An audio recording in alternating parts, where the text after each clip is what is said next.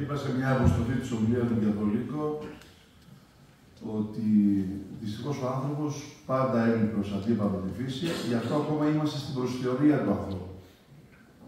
Ένα από τα όντα της φύσης νόμισε ότι είναι κυρίαρχος και κυρίαρχος της υπόλοιπης και συνεχίζει να κάνει το κεφαλί του. Έτσι όμως δεν θα καταστρέψει μόνο τη φύση, θα καταστρέψει και τον εαυτό του. Η πραγματική πορεία του θα ξεκινήσει όταν θα καταλάβει ότι είναι κομμάτι της φύσης αυτής και μόνο αν βρει λύσεις και για τον άνθρωπο και για τη φύση παράλληλα, θα υπάρχει μέλλον στον πλανήτη. Αυτό τώρα αρχίζουμε να το συνειδητοποιούμε, όμως ο άνθρωπος έχει στα χέρια του πολύ ισχυρά εργαλεία και μέχρι να το συνειδητοποιήσει μπορεί να καταστρέψει το μαγαζί του. Πατέρα Κωνσταντίνε, δεν είμαι σίγουρος. Ακόμη περνάμε σε εκείνη την ιστορική περίοδο που μια υπεροπτική μαϊμού έχει στα χέρια της πολύ επικίνδυνα εργαλεία,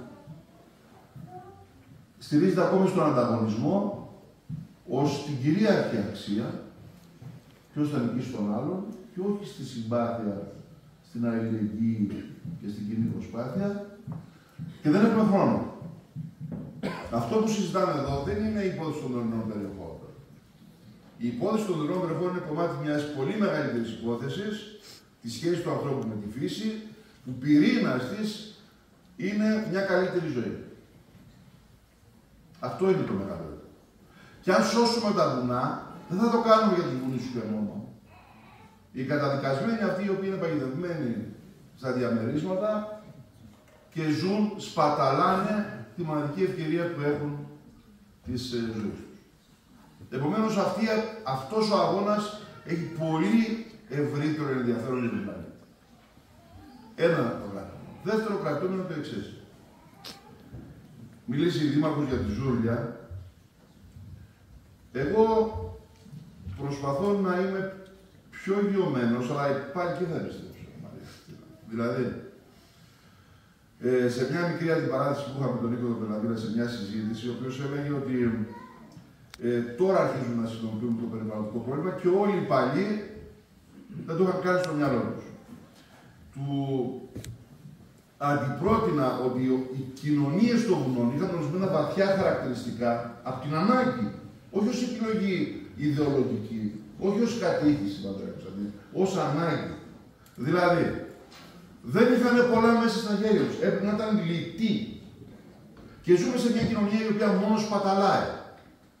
Πριονίζει συνέχεια το κλαδί στο οποίο στηρίζει.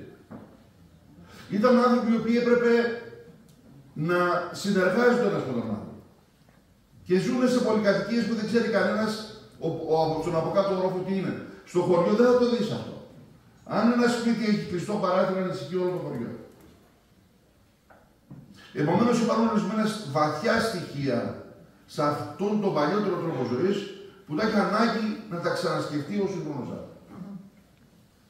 Πάμε τώρα όμως στα πιο συγκεκριμένα πράγματα. Ακούστηκε μια πολύ όμορφη φράση. Ακούστηκε πολλές φορές. Η ελπίδα. Η ελπίδα, ξέρετε, είναι κολλητικό πράγμα. Πολύ κολλητικό. Αν δώσαμε ελπίδα, μας δώσατε άλλη τόσο. Με την παρουσία σας, με τη συμμετοχή σας, ξέρετε κάτι.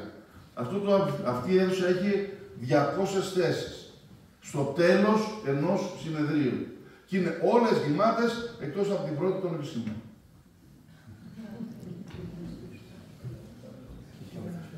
Και έχει όρθιος πίσω. Αυτό έχει πολύ μεγάλη σημασία.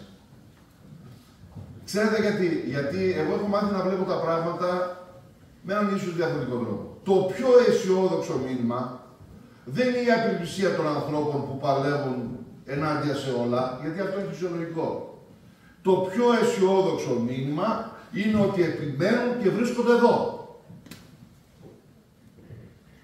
Γιατί το πιο βασικό χαρακτηριστικό ενός ορισίδιου πληθυσμού ήταν εκείνη η επιμονή που πολλές φορές μας κατηγορούν ως ξεροκεφαλιά. Η επιμονή που έκανε τα βουνά χωράφια, η επιμονή που άνοιξε δρόμους στα μονοπάτια και κυκλοφορούσε ο άνθρωπος παντού. Αυτά τα χαρακτηριστικά, αυτό το μέταλλο των ορισίδιων κοινωνιών, θα επιστρέψω σε αυτό, είναι η πολύ μεγάλη δύναμή μας. Όμως, Δεν είναι πάλι καρδιά σωτήρη να τους λέμε δεν τους έχουμε ανάγκη. Γιατί κατάντησαν τις ορεινές περιοχές σε αυτό το χάλι με συγκεκριμένες πολιτικές και έχουν ευθύνη να πάμε στον 21ο αιώνα με το 100% της ελληνικής επικράτειας και όχι με το 30%.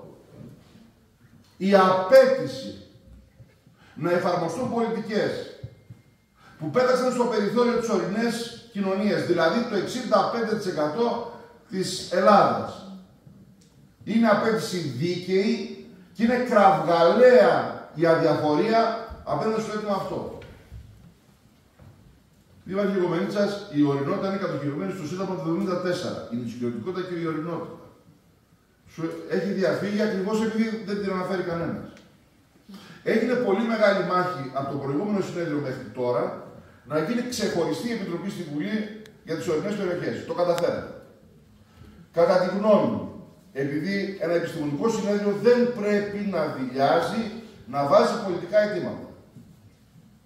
Το βασικό αίτημα που πρέπει να υπάρχει τώρα είναι να υπάρξει θεσμός υπεύθυνος για τις ορεινές περιοχές, έτσι ώστε όλα όσα συζητάμε, όσα αιτήματα υπάρχουν, να υπάρχει κάποιος υπόλογος να απολογείται για αυτά.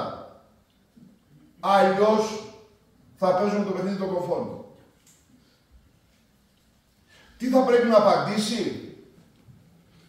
Να σταματήσουμε να λέμε εύκολες, φθηνές, πολύ πρόβλημα, αυτό είναι πολύ απλό. Όχι. Η χωροταξική δικαιοσύνη, η δυνατότητα να αναπτυχθεί όλος ο τόπος, σημαίνει άλλη πολιτική για τις ορεινές περιοχές, όχι στραγγαλισμό τους από μια πολύ επιφανειακή και πολύ φτηνιάρικη αντίληψη του ανταγωνισμού.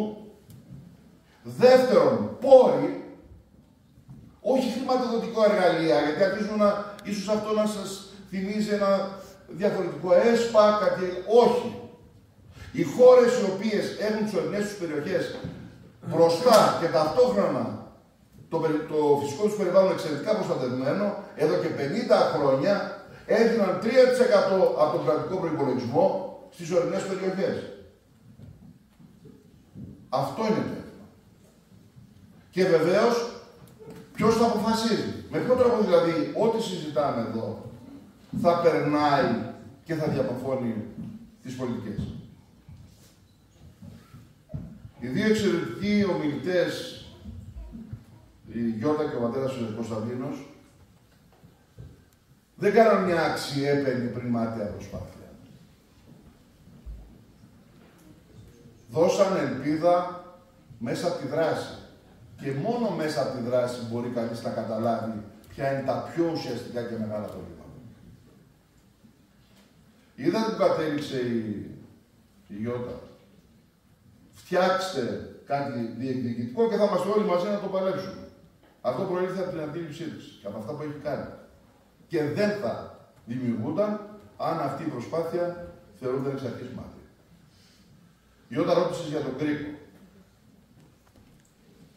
Ξέρετε, επειδή ακριβώς αυτό κάνουμε, στηρίζουμε τις προοπτικές του μερινού περιεχόμενου με την επιστήμη και διαμορφώνουμε μια συμμαχία επιστήμης, τεχνολογίας και νέων ανθρώπων στην υπόθεση του μερινού περιεχόμενου. Είναι πολύ πιο βαθύ από το που παρουσιάζουμε και από τις προτάσεις. Αυτό προσπαθούμε να κάνουμε. Ξέρετε πόσες φορές έρχονται εκ των υστέρων άνθρωποι που αγαπούν τον τόπο και λένε τι έγινε, ρε, είχατε έρθει, ποιος μου είπε τώρα. Είχατε έρθει στο Δήμο μας το 2013. Τι έγινε μετά? Έχετε καθόλου εικόνα? Εμείς από την πρώτη στιγμή λέμε το εξής. Ερχόμαστε, θα γίνουμε κομμάτι της τοπικής κοινωνίας, θα δώσουμε το καλύτερό μας σε αυτό, αλλά στη συνέχεια ένας είναι ο κρίκος. Η δραστηριοποίηση της τοπικής κοινωνίας. Μόνο οι πολίτες, μόνο οι άνθρωποι που παίρνουν τις ζωές τους στα χέρια τους, είναι το εχέγγυο ότι θα ξημερώσει μια καλύτερη μέρα.